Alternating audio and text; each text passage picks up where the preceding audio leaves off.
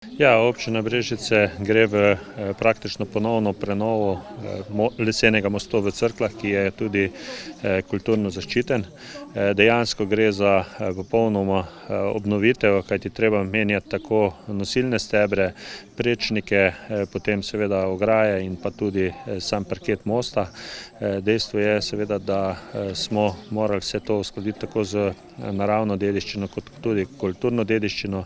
Predvsem sama oblika ostaja ista, bo iz hrastovega lesa, razen gre za spremembo to, da prečne nosilce nam so dovolili železne, kar pomeni seveda, da bo nosilnost tega mostu 15 ton in seveda glede na to, da bo most čez 2 leti star 100 let, verjamem, da bo še delo naslednjih 100 let.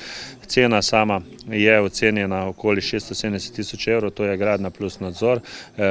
Moramo pa še tudi podvrtati celo reko Krko zaradi premostitve vodovoda, kar pomeni, da bo še nekje okoli 40 tisoč dodatnih sredstev, tako da ocenjujemo, da celotna investicija bo nekje okoli 720 do 730 tisoč evrov.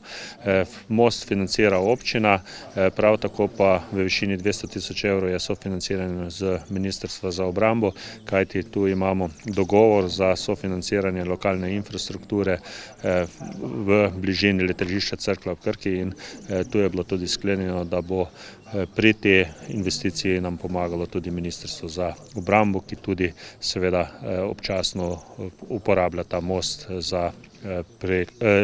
preko reke Krke.